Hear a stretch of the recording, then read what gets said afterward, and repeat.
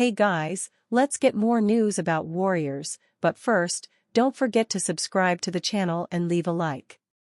Draymond Green says he was embarrassed before Game 7 win. The Warriors didn't just win Game 7. They reclaimed control of their identity, and Draymond Green was the spark. After two rocky performances in Games 5 and 6 that nearly derailed Golden State's season, Green bounced back with a poised, vintage effort in Houston. He tallied 16 points, 6 rebounds, 5 assists, and 2 blocks in the Warriors' 103-89 win over the Rockets, punching their ticket to a second-round showdown with the Timberwolves. But what stood out even more than the box score was what happened before tip-off. In a candid post-game press conference, Green didn't shy away from the personal toll the series had taken on him. His words were raw, reflective, and real. "I pouted way too much last game.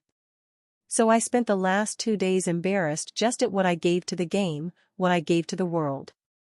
I've been dying since the last game ended to get out on the floor and prove who I am."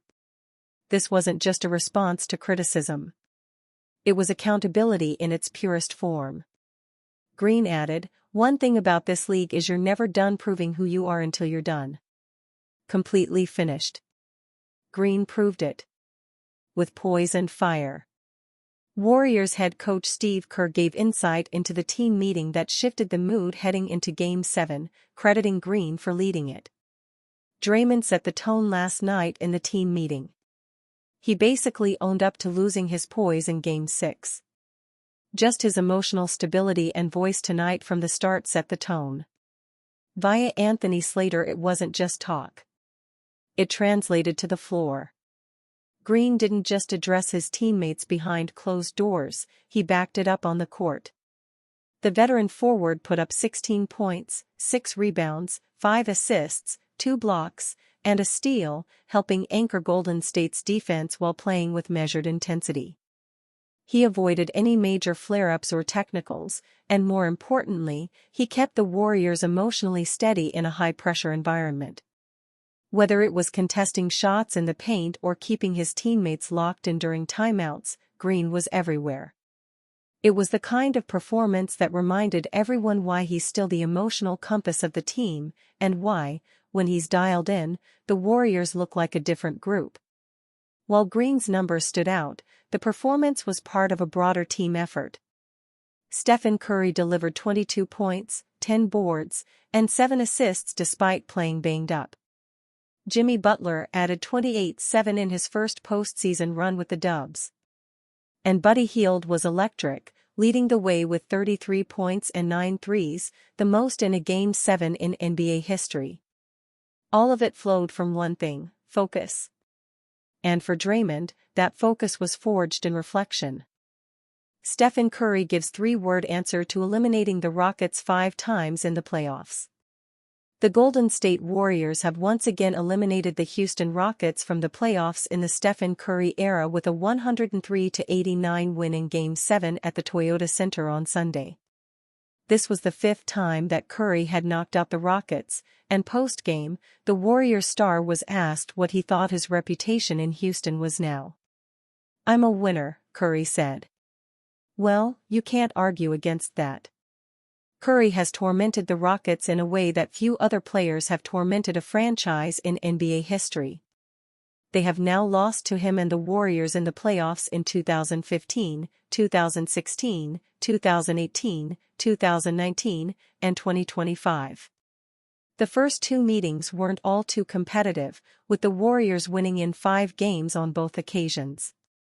In 2018, however, the Rockets came extremely close to getting one over them, as they led 3-2 in the Western Conference Finals. Unfortunately for them, the injury bug struck.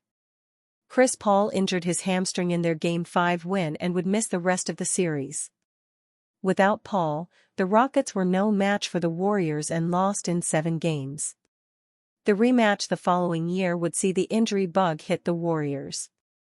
Kevin Durant went down with a calf strain in Game 5 of the Western Conference semifinals, but the Rockets still ended up losing in 6 games. It had seemed like the Rockets would never get a shot at revenge against Curry as they struggled post-2020. Head coach Ime Udoka managed to spearhead quite a revival in the last 2 years, however, and led the team to 52 wins and the second seed in 2024-25.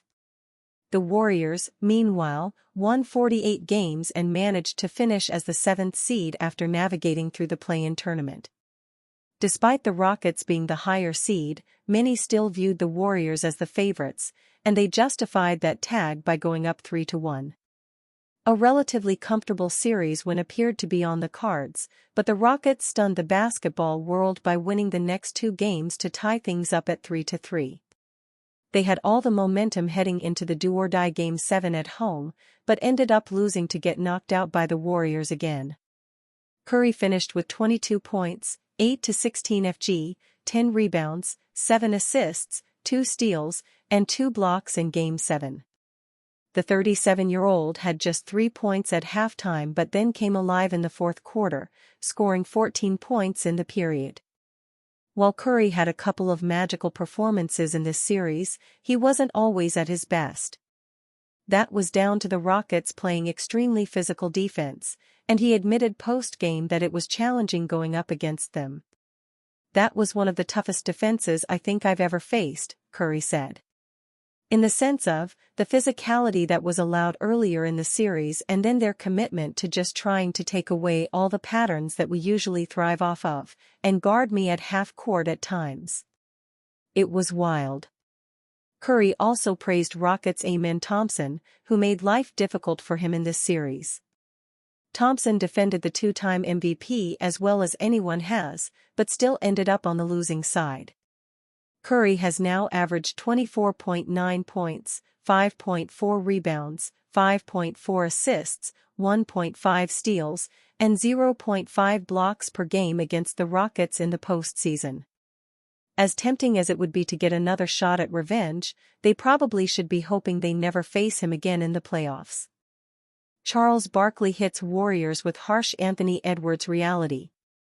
It was mission accomplished for the Golden State Warriors on Sunday night as they came and conquered the Houston Rockets at Toyota Center in Game 7 of their opening round NBA playoff series. The Rockets put up a formidable fight on Sunday, but they just didn't have enough to take down a highly experienced Warriors side. In the end, it was Steph Curry and company who secured a 103-89 victory to book their spot in the second round. Golden State will now face the Minnesota Timberwolves in the Western Conference semifinals.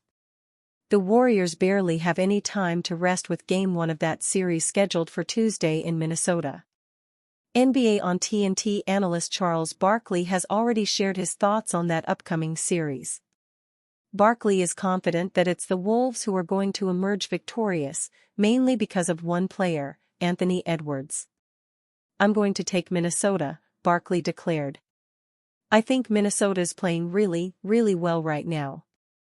Edwards is a hell of a player. His confidence is sky high."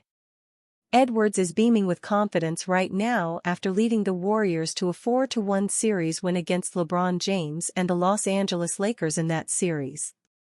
In 5 games played, the 23-year-old guard put up averages of 26.8 points, 8.4 rebounds, 6.2 assists and 1.2 steals, while also knocking down 3.2 triples per contest. Barkley is adamant that the Warriors will have trouble holding down Edwards, and that the 3-time All-Star will prove to be the factor that determines this series. Barkley, though, isn't counting out the Warriors entirely. The former NBA MVP pointed out that Rudy Gobert could prove to be an issue for Minnesota, especially if Golden State is able to exploit any potential mismatches involving the 4-time Defensive Player of the Year.